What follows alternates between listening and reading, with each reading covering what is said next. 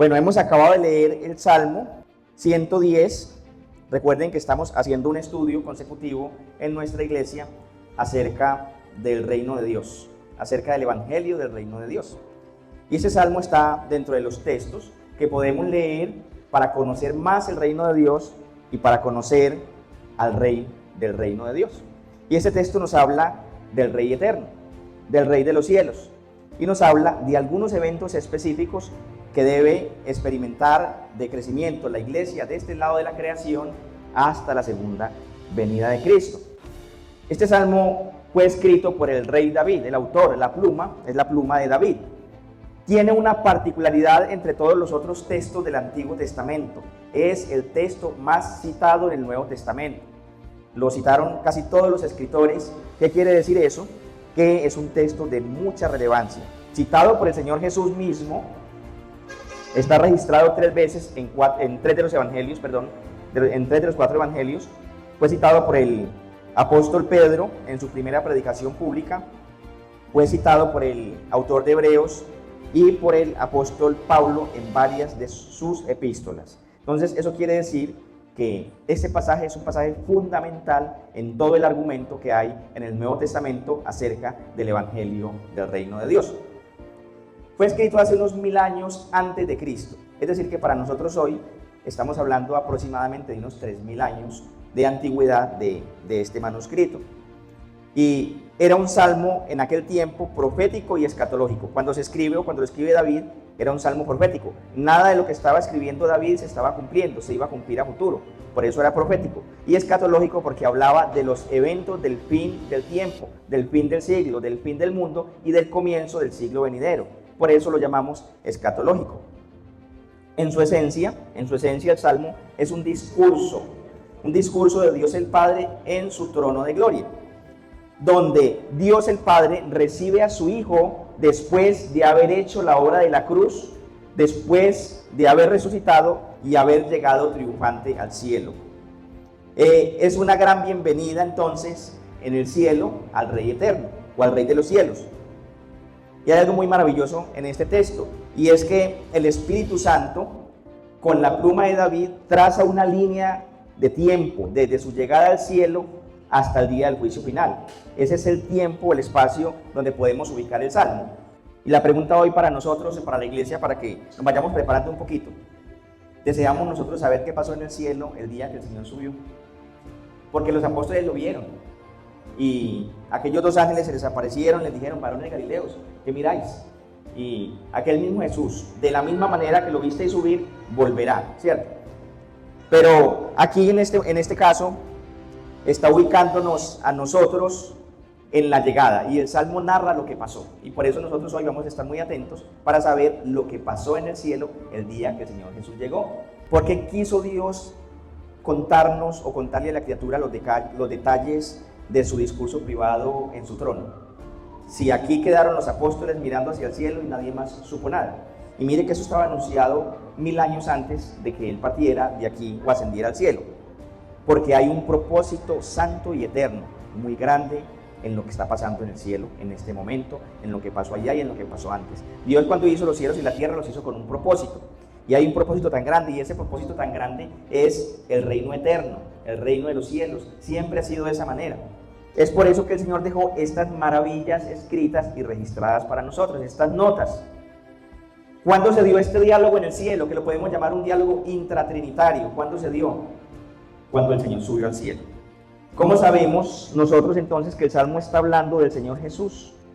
Y es muy sencillo, porque el Señor Jesús mismo, lo citó en sus predicaciones públicas, lo citó cuando estaba siendo interrogado por el Sanedrín, cuando estaba siendo interrogado por los fariseos. En Marcos 12:36 dice el Señor Jesús: porque el mismo David dijo por el Espíritu Santo, está citando al autor y al Salmo, dijo el Señor a mi Señor: siéntate a mi diestra hasta que ponga a tus enemigos por estrado de tus pies. Lo que vemos aquí, el Señor Jesús mismo, siendo que el Salmo hablaba de él, mientras predicaba estaba citando ese Salmo, estaba predicándose a sí mismo. El único predicador en esta tierra que se puede o que se le está permitido hablar de sí mismo es a Jesús, o fue al Señor Jesús mientras estuvo en la tierra. De resto, ningún hombre, llámese como se llame, tiene derecho a venir a hablar de parte de Dios, en el nombre de Dios, y ponerse a contar sus historias personales o sus testimonios personales. El único que lo podía hacer era Jesús, porque Jesús era el único que al predicar el Evangelio hablaba de sí mismo.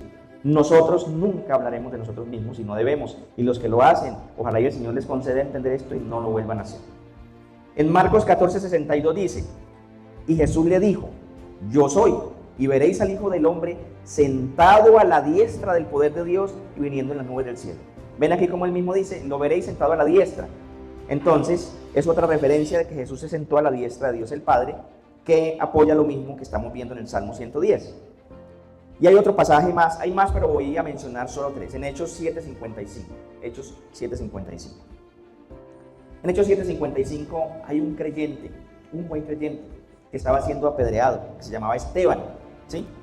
Y Esteban, mientras agonizaba, dio testimonio de lo mismo que está dicho en el Salmo 110. Dice Hechos 55: pero Esteban, lleno del Espíritu Santo, puesto los ojos en el cielo, vio la gloria de Dios y a Jesús que estaba a la diestra de Dios. A la diestra de Dios. Mis hermanos, yo creo que con estos solos tres pasajes estamos seguros que el Salmo está hablando literalmente de nuestro Señor Jesucristo, ¿sí? Y necesitamos estar seguros, porque ahora vamos a estudiar el Salmo y necesitamos entender el Salmo. Entonces es muy importante que cada detalle del Salmo lo veamos, lo consideremos y podamos entender todo lo que Dios nos está diciendo. El tema de nuestro pasaje es el discurso íntimo de bienvenida de Dios el Padre al Hijo en el cielo y la promesa de destruir a sus enemigos y establecer el reino eterno de Cristo. Eso es el tema del pasaje y lo hemos titulado la bienvenida a Cristo en el cielo, la bienvenida a Dios el Padre a Jesús en el reino de los cielos. Vamos entonces a empezar a verlo como Rey soberano. Verso 1 del capítulo 110. Jehová dijo a mi Señor: siéntate a mi diestra hasta que ponga a tus enemigos por estrado de tus pies. Y aquí Dios le está concediendo a Cristo lo que Él le pidió una noche antes de ir a la cruz, o una noche antes de morir. Veamos esta oración, porque la unidad entre el Padre y el Hijo es perfecta. En Juan 17:5, el Señor ya está listo para ir a la cruz. La noche de la última cena, la noche de la Pascua, la noche del Getsemaní, la noche en que Él sudó gotas como de sangre, aquella noche donde Él clamó delante de Dios toda la noche y suplicó. Y no fue: Señor, aparta de mí esta copa. Fueron gritos de lamento y de dolor. Antes de ir a Getsemaní le dijo a los apóstoles: mi alma está muy triste hasta la muerte. Mi alma está muy triste hasta la muerte. Ahora en esta misma oración el Señor le dice: ahora pues, Padre, glorifícame tú al lado tuyo con aquella gloria que tuve contigo antes que el mundo fuese. Este recibimiento y esa bienvenida del Padre diciéndole: siéntate a mi diestra hasta que ponga a tus enemigos por estrado de tus pies, es la respuesta a esa oración. El Señor está glorificando a su Hijo, le está dando la gloria, le está otorgando el dominio, le está otorgando la potestad, el reino. Entonces lo que está sucediendo allí es que Dios el Padre, respondiendo a la oración del Hijo, lo ha sentado a su diestra para que reine. Y aquí tenemos que tener en cuenta algo, que es que Jesús estaba o viene, cuando llega al cielo, Él viene de la tierra y había sido enviado a una guerra en términos espirituales y en términos naturales. Jesús viene de la batalla. Él fue a tener una conquista para el reino de Dios. Y digo en términos naturales y espirituales porque era una guerra que se llevaba en todos los frentes. Y naturales porque Jesús en su humanidad estaba viviendo en un mundo natural y estaba padeciendo cosas que padecemos todos los mortales: hambre, sed, aflicciones, dolor, trasnochos, todo aquello que experimentábamos, porque como hemos dicho siempre, Jesús era completamente hombre pero completamente Dios. Entonces, venía de pelear una guerra, había sido enviado al frente de batalla con un propósito: rescatar a un remanente que Dios había escogido. ¿Qué quiere decir eso? Que esto era una misión de rescate universal. Él era el líder de aquella gran batalla y Él venía a rescatar a ese pueblo. Pero mientras eso pasaba, Él estuvo 33 años separado de la gloria del Padre. Y por eso es que Él dice: devuélveme la gloria que tenía contigo antes que el mundo fuese. Y tenía que cumplir una misión muy específica, clara y sencilla. Tenía que vencer el pecado y lo venció. Tenía que vencer a Satanás y a los demonios, gobernadores y potestades de las tinieblas, y lo venció. Tenía que vencer a la muerte, mis hermanos, el último enemigo a vencer. ¿Y qué pasó? La venció. Entonces, ahora después de esta gran victoria, él estaba de vuelta en el trono de su Padre y está siendo recibido con honores allí. Siéntate a mi diestra hasta que ponga a tus enemigos por estrado de tus pies. Hay algo muy especial y algo que el Señor logró, algo que son las primicias de lo que es el reino de los cielos. Recordemos que cuando Jesús vino del cielo era espíritu y se encarnó aquí en la tierra. No había un cuerpo de ningún ser humano resucitado en el cielo. Los que habían sido traspuestos, no habían muerto, Enoc y Elías, ¿cierto? Y el Señor los transfiguró, los transformó o los glorificó para llevarlos allí. Pero el único cuerpo que ha entrado al cielo, muerto y resucitado, hasta ese momento era el cuerpo de Jesús.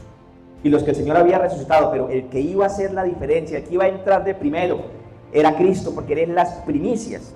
El cuerpo resucitado del Señor era la evidencia total de su victoria y también era el gran botín de la batalla. Yo no me imagino los ángeles, la corte que había haciendo el recibimiento, viéndolo victorioso. Él es el Rey eterno que era espíritu, pero ahora está caminando y va a ir a sentarse, pero no va a ir a sentarse como estuvo sentado antes de que el mundo fuese, ¿sí? O como el que está sentado en el trono, que es Dios el Padre, pero nadie ha podido describir en las visiones al que está sentado en el trono. Siempre dicen de nuestro Dios el Padre porque Él es espíritu, ¿cierto? Y Él está sentado en el trono, pero el que se va a sentar a la diestra del que está sentado en el trono, sí tiene un cuerpo, y es nuestro Señor Jesucristo. Hay un cuerpo resucitado en el cielo, y esa es la evidencia de aquella gran conquista, la evidencia de aquella gran victoria que ha ganado nuestro Señor Jesucristo, nuestro Rey de los cielos, nuestro Rey eterno, el que vino a enseñarnos este mismo bendito evangelio del reino a nosotros, que es el que estamos estudiando y que vamos a seguir estudiando. Esto apenas es un destello de lo que nos espera, esto apenas es una pequeña evidencia de lo que nos espera ya. El Rey eterno ahora tiene un cuerpo y un cuerpo glorificado, un cuerpo inmortal, un cuerpo humano que al resucitar y al ser glorificado es inmortal. Y eso es lo que nos espera a nosotros. Esto tiene que tener un significado incomparable. Allá en el cielo porque son las primicias. Y aquí en la tierra porque es lo que nos espera a nosotros. Nosotros vamos a ir con un cuerpo glorificado. Así avanza el desarrollo histórico y progresivo del reino de los cielos. ¿Qué histórico y progresivo? Jesús tenía que venir, fue prometido antes, proféticamente, luego viene, nace, pero tenía que tener un desarrollo histórico, un nacimiento, un crecimiento, luego un ministerio público, el Señor lo que tenía que enseñarnos, luego morir y luego resucitar y luego ir al cielo, ¿cierto? Crecimiento progresivo, pero ese crecimiento histórico y progresivo va a continuar ¿hasta cuándo? Hasta la segunda venida de Cristo. Entonces nosotros apenas estamos en el proceso, mis hermanos. En 1 Corintios 15:20, para mostrarles bíblicamente lo de las primicias, 1 Corintios 15:20 dice: mas ahora Cristo ha resucitado de los muertos, primicias de los que durmieron es hecho. Primicias, el primero pero no el último, el primero que llegó al cielo con un cuerpo resucitado pero no el último. Primicias de cuáles que durmieron, de todos aquellos que creímos en Él y que vamos a ir a una tumba o vamos a experimentar el valle de la muerte. ¿Qué va a pasar con ellos después? El día que se toque la final trompeta, el día que Cristo vuelva victorioso. Él viene por los suyos, mis hermanos. Él no vino a morir en una cruz solamente para ganar el cuerpo para Él ir al cielo, no. Él vino para pagar nuestras deudas, para que nosotros pudiéramos ir a la presencia de Dios y al reino eterno, y para que nosotros pudiéramos tener un cuerpo como el de Él, un cuerpo glorificado y un cuerpo resucitado. Cristo es el mismo Rey eterno. Él es el primer cuerpo resucitado que llegó al cielo, pero no el último, porque otros resucitaremos un día semejantes a Él por la obra de Cristo en la cruz. Veamos esto mismo en 1 Corintios 15:23. Dice la palabra de Dios: pero cada uno en su debido orden. Cristo las primicias, el primero que resucitó. Y luego los que son de Cristo en su venida. Y aquí nos está identificando, es el momento. ¿Cuándo va a ser eso? ¿O cuándo vamos a resucitar los que somos de Cristo? En su venida. ¿Cuándo es su venida? Su segunda venida. En su segunda venida, los creyentes recuperaremos nuestro cuerpo si habíamos muerto. Y aquellos que estén vivos para ese momento, como dice también la misma palabra, en un abrir y cerrar de ojos serán o seremos transformados. Ustedes se imaginan entonces la entrada triunfal de Cristo al cielo con ese cuerpo el día que conquistó aquella gran victoria. Podríamos imaginarnos. En la Biblia está esa llegada. Yo quiero leer un pasaje para ustedes referente a esa llegada, pero todo Apocalipsis habla de esa llegada y habla del juicio final, porque en Apocalipsis está el final de este siglo y el comienzo del siglo venidero. Y de allí yo traje un pasaje, creo que solo vamos a leerlo, de Apocalipsis del 5, del 7 al 14, porque el pasaje nos va mostrando el panorama y nos va diciendo cómo fue parte de aquella llegada de Jesús al reino de los cielos. Dice el versículo 7: y vino y tomó el libro de la mano derecha del que estaba sentado en el trono, el Padre. Y cuando hubo tomado el libro, los 4 seres vivientes y los 24 ancianos se postraron delante del Cordero. Todos tenían arpas y copas de oro llenas de incienso, que son las oraciones de los santos. ¿Qué quiere decir esto? Un gran recibimiento.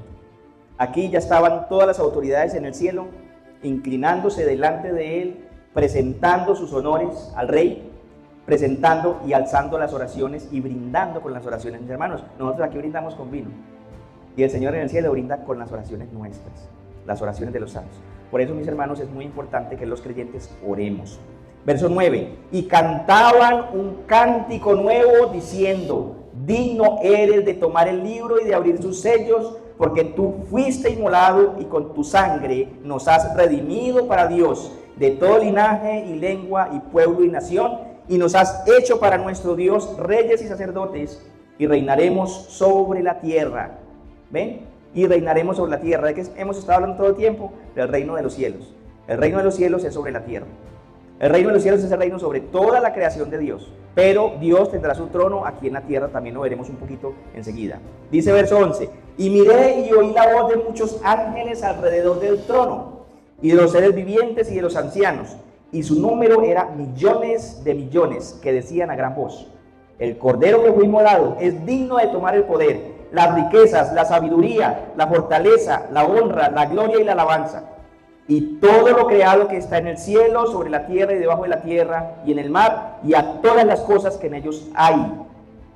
Esto fue en aquella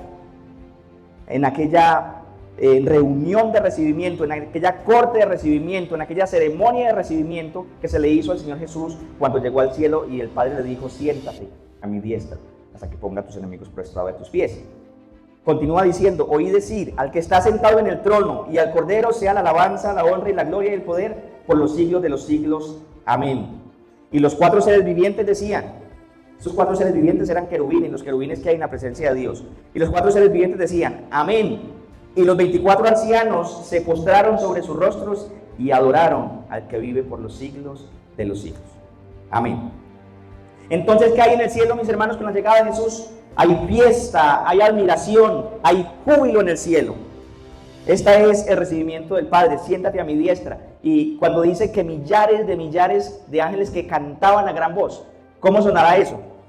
Si uno va a un estadio y hay 30,000 personas y retumba el estadio y tiembla, ¿cómo será eso? Millares de millares cantando y alabando a nuestro Dios. Solo imaginemos. Aquí también vemos algo, un ciclo de tiempo que está siendo marcado aquí en el pasaje: hasta que ponga a tus enemigos por estrado de tus pies. Y la pregunta es: ¿dónde ubicamos ese ciclo de tiempo?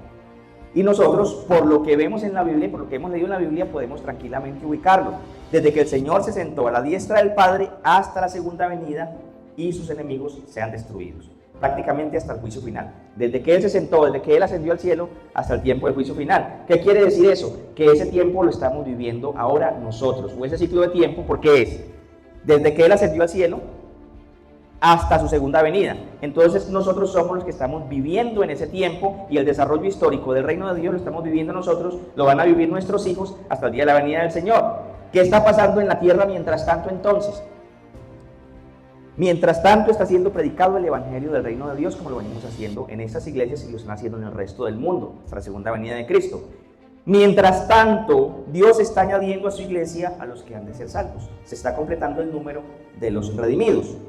Mientras tanto, Dios está obrando su gracia especial para con sus elegidos. Sigue llamando, sigue trayendo, sigue convenciendo de justicia, de pecado y de juicio. Mientras tanto, Dios está obrando su voluntad permisiva o gracia común para con los vasos de ira, que están preparados para destrucción. ¿Qué quiere decir eso? Que mientras tanto, Dios no ha destruido al mundo, Dios no ha destruido a nadie, simplemente está llevando a cabo el desarrollo histórico y progresivo del plan de Dios. Pero todo va a pasar en el juicio final, tanto la restauración completa y perfecta de sus hijos, de sus elegidos, y la destrucción completa de los malos. Con esta frase, hasta que ponga a tus enemigos por estrado de tus pies, también se está notificando que habrá justicia por lo que él tuvo que pasar. Se le está notificando al rey que acabó de llegar y que se sentó a la diestra de que va a haber justicia, de que va a haber un juicio, que Dios vengará. Cuando la palabra dice, mía es la venganza, yo pagaré. Cuando Dios toma venganza, es justicia. Cuando Dios paga a cada cual según lo que ha hecho, se llama justicia retributiva, a cada cual según lo que haya hecho. ¿Cuál es la diferencia entre eso y los creyentes? Que los creyentes ya nuestro Dios se vengó por nuestras maldades en la persona de su Hijo, cobró nuestras maldades, por eso se llama redención. Y por eso se llama justificación. Fuimos justificados por la obra de otro, fuimos redimidos por la obra de otro y fuimos santificados por la obra de otro. En ese caso, la única opción que tenemos los seres vivientes, los seres humanos, venir a Cristo. No hay más opción, porque el que no venga a Cristo está perdido. Por esta causa, por pagar nuestros pecados, Él fue afligido hasta la muerte. Fue humillado, escupido, vituperado, escarnecido hasta la muerte. Ese que se sentó a la derecha, Dios el Padre, es conocedor de todo lo que él vivió, porque Dios estuvo con él todo el tiempo. Él no lo abandonó sino en la cruz. Por eso él decía en la cruz, porque me has abandonado. Pagando totalmente la deuda penal de aquellos que creerían en él o que creemos en él. Por la justicia de Dios, nosotros fuimos liberados, pero el juicio de Dios vendrá y será inevitable. Porque Dios es justo. Si Dios no hace sus juicios, Dios sería corrupto o sería injusto. Pero como Dios es justo, es fiel y es santo, su juicio van a venir. Yo les pregunto, mis hermanos, muchos de aquí tenemos hijos. ¿Cómo estaría nuestro corazón si por culpa de otros nuestro hijo hubiera sido torturado hasta que lo mataron? ¿Sí? ¿Cómo queda el corazón de un padre cuando dice, uy, me lo mataron? Y él no hizo nada, fue por culpa de ellos, ¿cierto? Entonces tiene que haber justicia. Dios va a hacer justicia y va a ser saciada su justicia.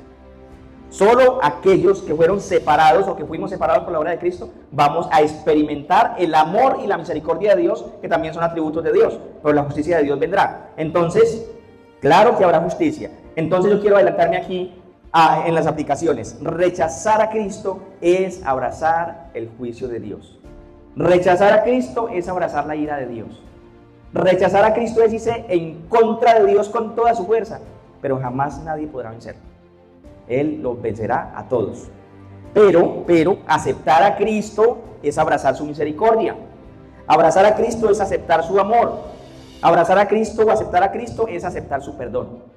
Por eso el llamado es, porque en el Salmo hay una sección que es de juicio, que ya la vamos a ver. Y creo que ninguno de nosotros quisiéramos estar ahí, bajo la ira de Dios y bajo el juicio de Dios. Antes de continuar hacia este juicio, consideraremos primero su investidura como rey en los cielos. Verso 2. Miren lo que dice el verso 2. Jehová enviará desde Sión la vara de tu poder. Domina en medio de tus enemigos. Esto es una investidura. La vara de tu poder y la declaración, domina en medio de tus enemigos. Pero esta frase, y creo que es muy importante considerarla, los detalles, hermanos. Cuando nosotros estudiamos un pasaje bíblico, siempre los pasajes bíblicos tienen los detalles guardados para nosotros, y es muy importante. Cuando dice Jehová enviará desde Sión, nosotros debemos de considerar eso. ¿Esto qué nos indica? Una referencia geográfica que nos ayuda a entender esta hermosa verdad.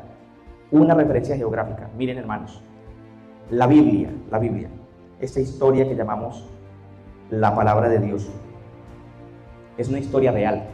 No fue una historia que un ángel del cielo bajó y le contó a alguien. Es una historia que vivieron antepasados nuestros. Es una historia con personajes reales, no con personajes ficticios sacados de una fábula. Es una historia en lugares reales y es una historia con fechas reales. Entonces, en cuanto a esos lugares reales, aquí en el Salmo se nos describe un lugar de esos que es real.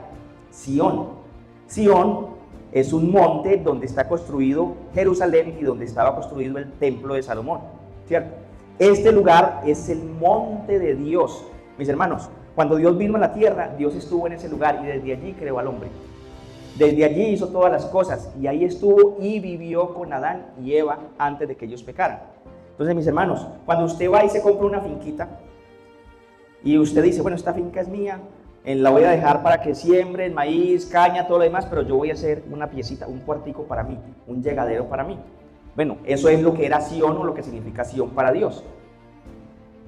Cuando Dios hizo los cielos y la tierra, escogió ese lugar para él. Leamos el Salmo 132:13, yo les empiezo a mostrar por la Biblia, porque es muy importante entender eso para poder entender el resto del Salmo. Salmo 132:13, dice: porque Jehová ha elegido a Sión, la quiso por habitación para sí. ¿Ven? Lo que yo les decía, un punto geográfico que Dios eligió por habitación para sí, para él.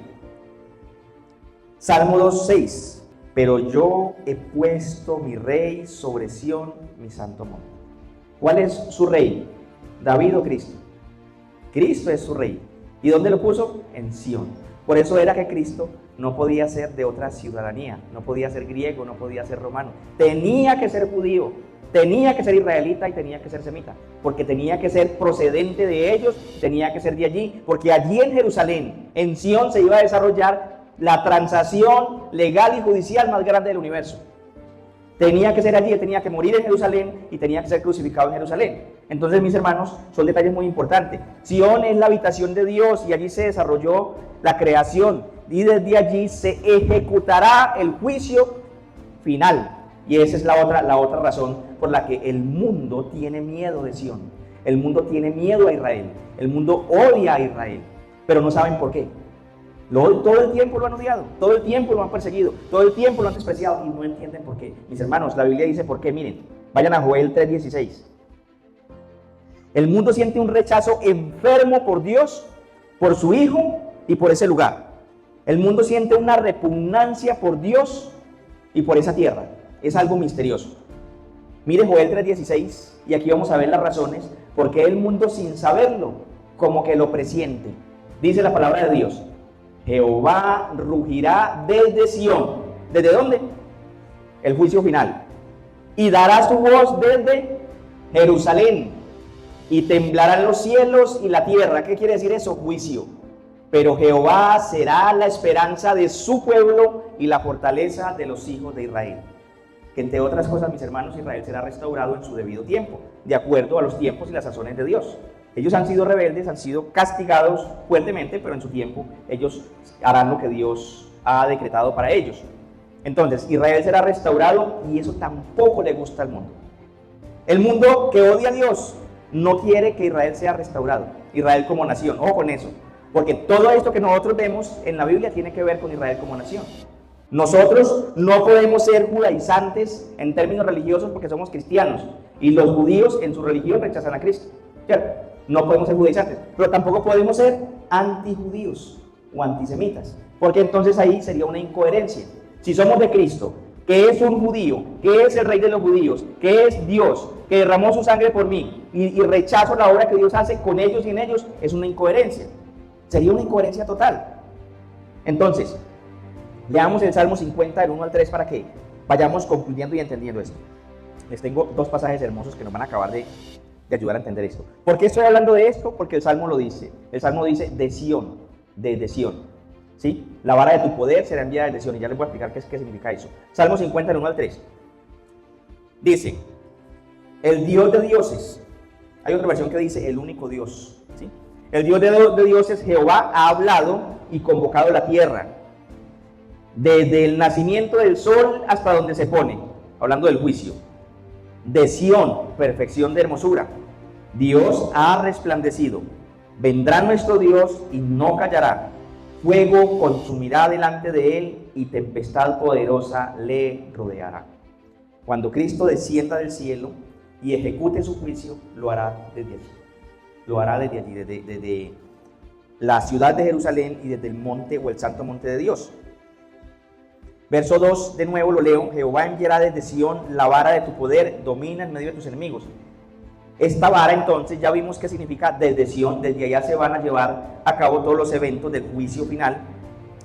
Y esta vara es la con que se ejecutará el juicio final. Esa vara indica investidura de autoridad. Investidura de autoridad. ¿Recuerdan cuando Dios le otorgó autoridad a Moisés para que él fuera a libertar al pueblo de Israel? Moisés el profeta, Moisés el libertador, Moisés el legislador, le fue dado una vara. Y con aquella vara llevó a cabo las 10 plagas de Egipto, la vara de tu poder. Con aquella vara partió el mar en dos para que el pueblo pasara. Con aquella vara hizo salir agua de la roca. Entonces, esa vara indica investidura y es lo que está haciendo aquí el Señor. Domina en medio de tus enemigos. También Aarón, lo recuerdan, el sumo sacerdote también tenía una vara que lo investia de poder para poder ser el mediador entre Dios y el pueblo. Aquella vara famosa que reverdeció en aquel litigio contra los que no querían aceptar el sacerdocio de Aarón. Y aquella vara que fue guardada en el arca del pacto para que el pueblo de Israel recordara la autoridad que Dios le había dado a Moisés y a Aarón y al sistema sacerdotal hasta la primera venida de Cristo. Porque el sistema sacerdotal cae cuando Cristo viene y establece un nuevo sistema sacerdotal según el orden de Melquisedec. Pero no voy a meterme allá porque vamos a continuar aquí. Luego dice, verso 3, tu pueblo se te ofrecerá voluntariamente en el día de tu poder. ¿Cuál es el día de tu poder? El día de su venida, el día del juicio, el día que Él venga con toda esta investidura a destruir a todos sus enemigos. Dice, en la hermosura de la santidad, desde el seno de la aurora, tienes tú el rocío de la juventud. A mí me conmueve mucho esta porción y también toca explicarla. Ya explicamos el punto geográfico, pero ahora toca explicar este pueblo. Tu pueblo, cuando le dice al Señor Jesús, tu pueblo se te ofrecerá, nosotros tenemos que saber quién es ese pueblo para poder entender el mensaje. Tenemos que saber quién es ese pueblo. Ahora, nosotros lo podemos simplificar y decir que ese pueblo es la iglesia, y eso es verdad, ¿cierto? Ese pueblo es la iglesia, eso es verdad. Pero la iglesia tiene una composición étnica. ¿Por qué? Porque así lo estableció Dios. ¿Qué es una composición étnica? Tiene un origen de una genealogía específica y luego se mezcla hacia todas las naciones de la tierra. Entonces, para nosotros saber cuál es ese pueblo que se le va a ofrecer voluntariamente, debemos saber cuál es el pueblo y cómo podemos identificar a esa iglesia. Entonces, recuerda, lugares reales, ¿cierto? Ya hablamos de lugar, personajes reales. Entonces, por derecho de creación, ese pueblo que se te ofrecerá es Israel. Pregunta. Ahora vamos a explicar eso. Por derecho de elección, Dios los elige a ellos. Es el pueblo del pacto, el pueblo de las promesas y el pueblo de la promulgación de la ley. ¿Es quién? Israel. Por derecho étnico o genealógico. ¿Es quién? Israel. ¿Por qué por derecho genealógico? Lo voy a explicar de la siguiente manera. Yo me voy para Estados Unidos hoy y a mí me pregunta alguien en Estados Unidos cuál es su pueblo, su genealogía, su etnia, de dónde viene. Yo digo Colombia, ¿sí o no? Ese es mi pueblo. ¿Cómo podemos arrancarle a Jesús, que es el Rey eterno, su nacionalidad o su genealogía? Él es israelita, ¿sí? Entonces, por derecho étnico, él es Israel. Y por derecho nacional, cultural, también es Israel su pueblo, porque es su nación de donde él nació. Él nunca negó su nacionalidad. Y a él escribieron allá en la cruz, Rey de los judíos, ¿cierto? Debo aclarar esto. Es muy importante hacer estas aclaraciones cuando uno habla de estos temas, porque son temas discutidos en el contexto del cristianismo. Muchos de los israelitas fueron desechados por Dios, muchos. De hecho, la primera evidencia de ellos son unos 650,000 que murieron en el desierto después de haber salido de Egipto por sus rebeliones contra Dios, ¿cierto? Pero, aunque ellos recibieron el juicio de Dios, ellos como pueblo no fueron desechados, seguían siendo el pueblo de Dios. ¿Por qué? Por amor al juramento que Dios le hizo a sus padres, por fidelidad a su juramento y por fidelidad a su palabra. Al contrario, Él salvó un remanente de ellos para entrarlos a la tierra prometida en aquel entonces. Y siempre, a pesar de los juicios contra Israel, Dios ha salvado un remanente que dice por allá en Romanos que es por gracia, no es por obras. Entonces, aquí viene lo mejor. La iglesia gentil fue añadida a los creyentes de ese pueblo, haciendo de los dos un solo pueblo. Ahora yo se los pongo de la siguiente manera. No es a todo Israel, aunque todo Israel representa un papel histórico muy importante en el plan de Dios. Dentro de Israel hay una población que es creyente, que es fiel a Dios, y otra que no lo es. Los que no lo son serán destruidos. Los que lo son el pueblo de Dios. Y en el mundo gentil hay creyentes y no creyentes. Estos creyentes del mundo gentil, que somos nosotros y los que no tienen ascendencia judía, fuimos añadidos a los creyentes del pueblo de Dios. Y aquellos creyentes del pueblo de Dios, con los creyentes del mundo gentil, ¿hacen qué? Un solo pueblo. Este es el pueblo que se le ofrecerá voluntariamente a Dios. Y para no dejar esa discusión abierta, yo quiero que vayamos a Efesios 2, del 11 al 19. Es muy importante concluir y es muy importante aclarar a la hora que uno está exponiendo estas verdades, porque son verdades bíblicas y hay que concluirlas. Y vamos a ir allí Efesios 2, 11 al 19, vamos a leer estos 8 versículos. Dice la palabra de Dios. ¿Quién está hablando aquí? En Efesios 2, 11, ¿quién está hablando? Está hablando el apóstol Pablo, ¿cierto? ¿Y a quién está dirigiendo la carta? A los creyentes en Éfeso. En los creyentes en Éfeso había vertiente de población que provenía del judaísmo y había cristianos que provenían de los gentiles. ¿Qué es gentil? Aquel que no habiendo nacido en la nación de Israel, sino por fuera en otra cultura, no siendo circuncidado, cree en Cristo, y ellos son los creyentes gentiles, o esos somos los creyentes gentiles. Los otros, el pueblo de Dios, originalmente son ellos, que es el pueblo del pacto y las promesas. Pablo está diciendo lo siguiente entonces: por tanto, acordaos que en otro tiempo vosotros los gentiles, aquí Pablo no está dejando ninguna duda, está yendo directo. Vosotros los gentiles, en cuanto a la carne, erais llamados incircuncisión por la llamada circuncisión hecha con mano en la carne. Entonces, ¿cómo eran llamados los creyentes gentiles? Incircuncisos. Y eran creyentes, y eran hijos de Dios, por haber creído en Cristo. Pero Pablo lo va a explicar muy bien. Verso 12. En aquel tiempo estabais sin Cristo, alejados de la ciudadanía de Israel. Venga, explíqueme eso. ¿Cómo así? Ustedes estaban, antes de venir a Cristo, estaban alejados de la ciudadanía de Israel. Pero Pablo, ¿y para qué es importante la ciudadanía de Israel? Pablo, pues, ellos no son un pueblo que ya Dios desechó. Pablo dice que nos está diciendo ese pueblo rebelde y contradictorio. ¿Sí? Ustedes no tenían la ciudadanía de Israel. La adquieren cuando vienen a Cristo. ¿Por qué? Porque es Israel el pueblo de Dios, y es Israel al que se le hizo el pacto, y es Israel al que se le hizo las promesas. Entonces, ¿qué tiene que pasar con un gentil que cree en Cristo? ¿Qué adquiere al creer en Cristo? Adquiere la ciudadanía de Israel. Es unido a los creyentes de ellos. Verso 12. En aquel tiempo estabais sin Cristo, alejados de la ciudadanía de Israel, y ajenos a los pactos. Ajenos porque Dios hizo pacto fue con su pueblo. Y ajenos a los pactos y las promesas, sin esperanza y sin Dios en el mundo. Verso 13. Aquí está el pero, el bendito pero, el que nos beneficia a nosotros. Pero, ahora, ustedes gentiles, ahora, en Cristo Jesús, vosotros que en otro tiempo estabas lejos de la ciudadanía de Israel, habéis sido hechos cercanos por la sangre de Cristo. ¿Cercanos a qué? A la ciudadanía original, del pueblo original de Dios. Cercanos a la ciudadanía de Israel. Verso 14. Porque Él es nuestra paz, que de ambos pueblos hizo uno, derribando la pared intermedia de separación. ¿Cuál era esa pared intermedia? La ciudadanía. Aboliendo en su carne las enemistades, la ley de los mandamientos expresadas en ordenanzas, para crear en sí mismo de los dos pueblos un solo y nuevo hombre. No un solo y nuevo pueblo, un solo y nuevo hombre, haciendo la paz. ¿Haciendo la paz entre quién? Entre judíos y gentiles. No, mis hermanos. Haciendo la paz entre judíos y Dios, y haciendo la paz entre gentiles y Dios. Es por eso que entramos a ser parte del pueblo de Dios. Y mediante la cruz, reconciliar con Dios. Mire lo que estoy diciendo, lo que acabo de decir, lo está confirmando el texto. Mediante la cruz, reconciliar con Dios a ambos en un solo cuerpo que es Cristo, matando en ella las enemistades. Es decir, que estas enemistades que quedan, que son culturales, no deben existir. Los cristianos no deberíamos, ya deberíamos estar entendiendo esto, pero una de las cosas más horrorosas que han pasado, porque estaban dentro del decreto de Dios, es el rechazo de los judíos hacia los cristianos y el rechazo de muchos cristianos hacia los judíos. Esas dos cosas no eran compatibles, o sea, fueron necesarias, pero no son correctas, porque como ellos rechazan a los cristianos si el cristianismo es la cúspide de su fe, del judaísmo, porque los cristianos creemos en el Dios de Abraham, ¿cierto? En el Dios de Israel. Y como los cristianos osan a veces rechazar y despreciar al judaísmo en términos étnicos y en términos políticos y culturales, siendo que nuestro cristianismo nació allá, proviene de ellos y nosotros creemos en el Dios de ellos. Así que ya no sois extranjeros, verso 19, ni advenedizos. Antes eran extranjeros en cuanto a la nacionalidad de ellos. Ahora, ya no somos extranjeros ni advenedizos, sino conciudadanos, los unos y los otros, conciudadanos de los santos y miembros de la familia de Dios.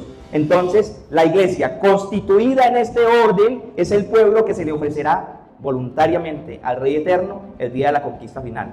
Hermanos, para cerrar este tema en cuanto a la identidad del pueblo, Pablo dice algo muy cierto en Romanos 11:25. Vayan y busquen ese pasaje para cerrar ahí lo que vengo explicando del pueblo de Dios. Romanos 11:25, creo que no lo pasé por allá. Pablo resuelve eso en 3 líneas, de una manera muy sencilla. Esa dicotomía, esa controversia que hay veces está en la mente del ser humano, tanto en el incrédulo como en algunos creyentes y tanto en los judíos no creyentes, porque ellos no creen, la mayoría no creen. Gloria a Dios por ese poquito que creen en Cristo, pero son muy poquitos. Dice en Romanos 11:25. ¿Lo tienen? Dice, porque no quiero, hermanos, que ignoréis este misterio. ¿Cuál misterio, Pablo?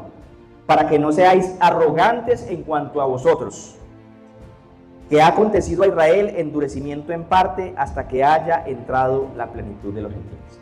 Dios les concedió endurecimiento a ellos y es un misterio. Es un misterio que el pueblo del pacto, que el pueblo de las promesas y que los hermanos de la sangre de Cristo mismo lo rechazan. Es un misterio. Pero hay un beneficio para los gentiles hasta que entre la plenitud de los gentiles y después de esto todo Israel será salvo. Entonces nosotros confiamos en Dios, que Él es fiel a sus promesas y que aunque no entendamos completamente por qué es un misterio, dice, porque no quiero, hermanos, que ignoréis este misterio. Es un misterio y yo no lo voy a resolver aquí. Si era un misterio para Pablo y si es un misterio en la Biblia, yo tampoco se los puedo resolver hoy. Pero estoy dejando los eventos claros para que entendamos lo necesario. El día del juicio final, la iglesia ya ha sido glorificada y vendrá a Él con gran ternura, con gran regocijo y con gran júbilo, estrenando un cuerpo glorificado y eterno, viéndole a la cara tal como es Él y yendo con Él a aquella gran última batalla. Él vendrá con su pueblo. ¿Y su pueblo quién es? Los que hemos creído, tanto de la vertiente judía, su pueblo, como los que fuimos añadidos a la vertiente judía, los gentiles creyentes. Ahora con la iglesia, que es tu pueblo, ¿qué le dice? Domina en medio de tus enemigos. Desde el seno de la aurora tienes tú el rocío de la juventud. ¿Qué significa esto? Un nuevo comienzo. ¿Y comienzo de qué? Del reino eterno. Comienzo del reino de los cielos en su etapa final o en su etapa perfecta. Luego vamos a ver que Él anuncia su sacerdocio. Dice verso 4, juró Jehová y no se arrepentirá. Tú eres sacerdote para siempre según el orden de Melquisedec. Jesús está sentado a la diestra de Dios. Ya lo ha recibido como rey. Ya le ha dicho que habrá un juicio, que vamos a acabarlo de ver al final. Y ahora le dice, juró Jehová y no se arrepentirá. Tú eres sacerdote para siempre, según el orden de Melquisedec. ¿Tiene que jurar Dios para decir algo? No, pero quiso jurar, porque es algo de mucha importancia y de mucha relevancia, de una relevancia eterna. Que Cristo sea para siempre nuestro sacerdote y nuestro mediador por la eternidad es de mucha relevancia. ¿Eso qué garantiza? Que si Él dio la vida por nosotros, que si Él murió por nosotros y que Él es nuestro mediador, ya habrá una armonía eterna y perfecta entre el creyente y su creador. Es lo que está diciendo. Entonces aquí lo vemos como sacerdote. No habría en el universo un mejor mediador para la iglesia, mis hermanos. No la habrá nunca, jamás. Y fue investido como sacerdote también bajo juramento de Dios el Padre. O sea que esto era una ceremonia profunda y una ceremonia relevante o de altísima relevancia para el reino eterno.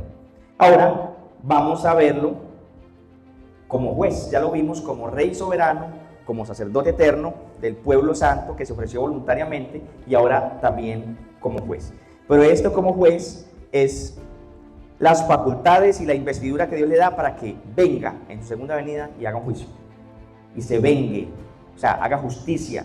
Venganza y justicia son dos palabras similares. Es más, la venganza, aunque nosotros los creyentes dejamos que la venganza sea de Dios, porque Él le dice a los creyentes que amemos y oremos por nuestros enemigos, porque la venganza es de Él en nuestro caso.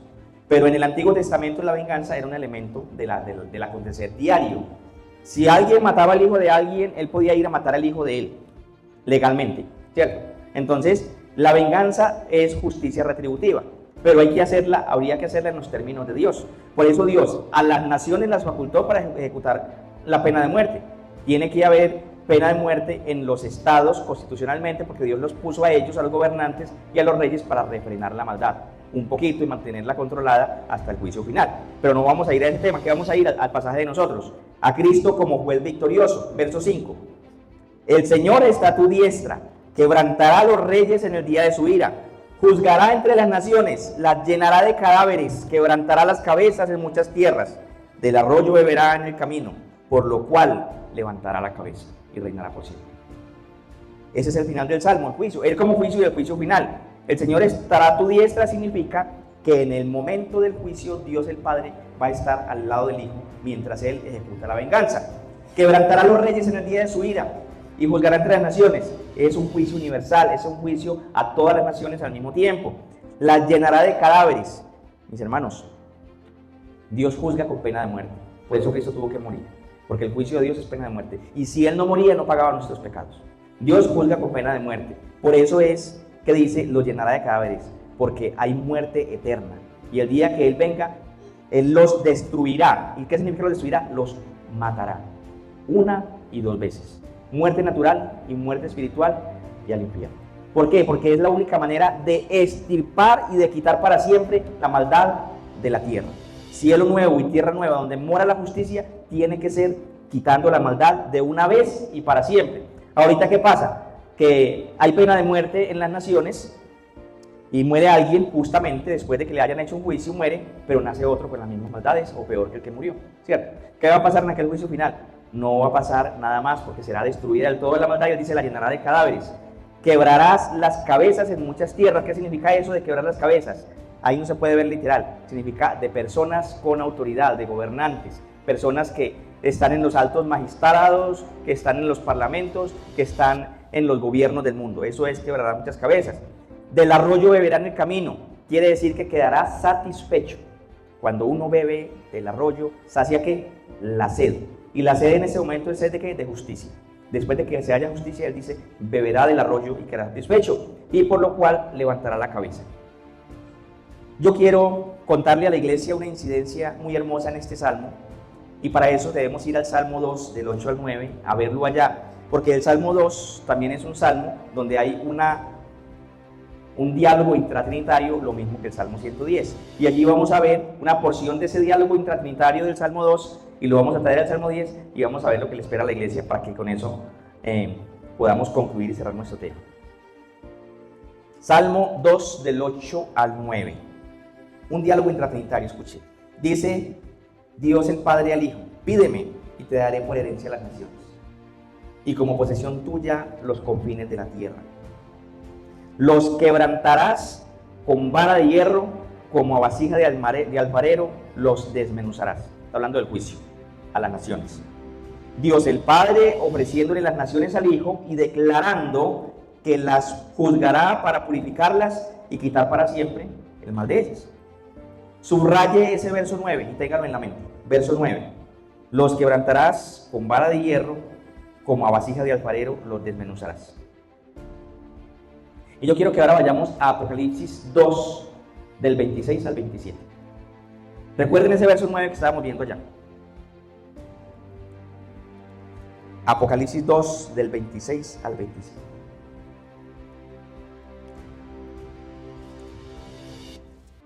Hermanos, miren qué hermosura. El Señor hablándole a la iglesia. En el Salmo 2 estamos viendo a Dios el Padre hablándole al Hijo, ¿cierto?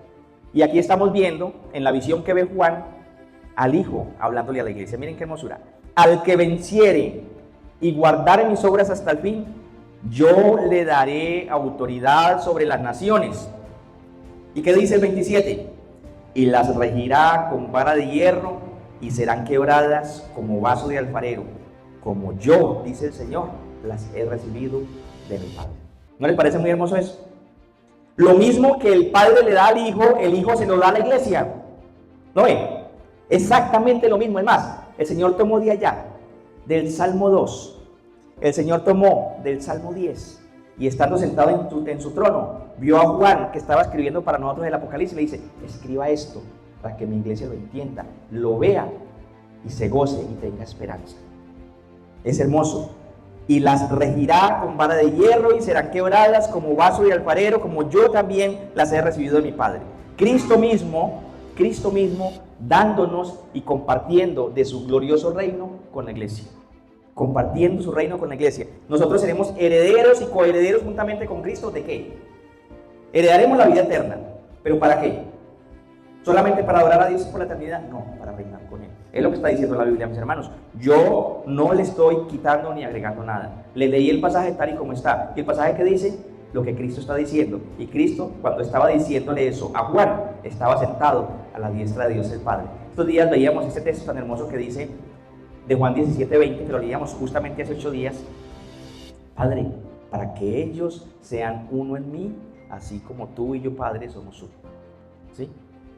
Dios desea y promovió la unidad perfecta entre la iglesia y Cristo, el Padre y el Espíritu Santo. Es lo que habrá en el reino de los cielos. Es lo que habrá en el reino eterno. Seguiremos predicando estos mensajes del reino. Volveremos a las parábolas. Quería que viéramos este pequeño destello hoy, porque refrescarnos, venimos viendo todas las parábolas en orden y vamos a continuar viéndolas y estudiando.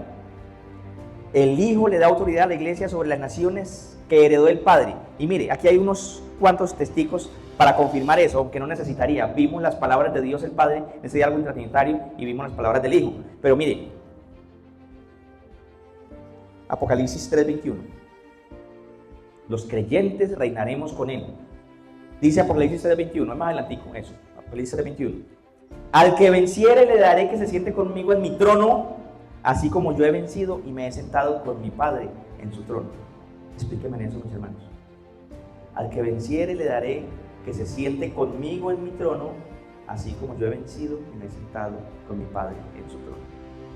Nosotros nos imaginamos un trono de millares y millares de personas reinando con Cristo, y a la vez uno solo, porque Cristo es la cabeza y la iglesia es su cuerpo, ¿sí? Y a la vez uno solo, pero como no va a ser el reino de la tierra solamente, es el reino de los cielos, y cuando hablamos del reino de los cielos es un reino universal. Así que mis hermanos, el trabajo no se va a acabar, tendremos trabajo suficiente para reinar con Cristo. Otro texto, Apocalipsis 5:10,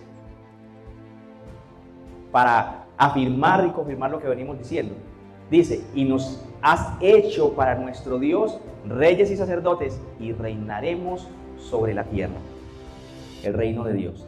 Así, mis hermanos, que el destello de este pasaje es el reino de Cristo siendo establecido allá en el cielo y anunciado lo que falta.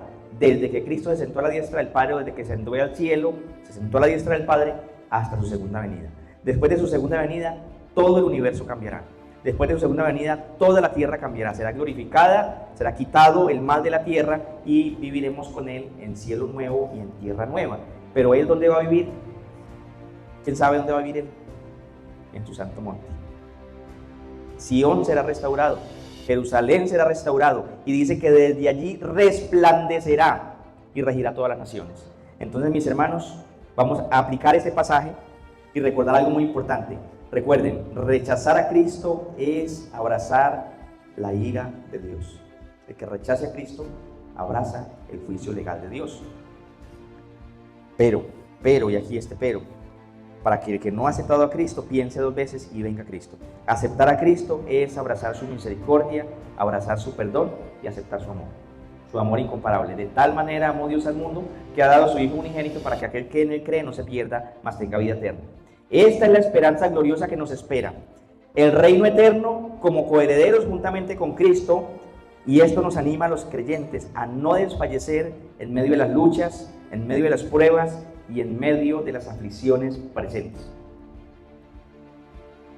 A los que no han conocido a Cristo y no han venido a Cristo en arrepentimiento y fe, hoy los animamos para que vengan a Cristo y tengan esta misma esperanza junto con los que ya hemos creído. Porque si lo rechazan, te espera la ira de Dios y serás destruido, pero si vienes a Él, que todavía no es tarde, te salvará del juicio justo de Dios y te hará rey y sacerdote sobre la tierra nueva y el cielo nuevo donde mora la justicia.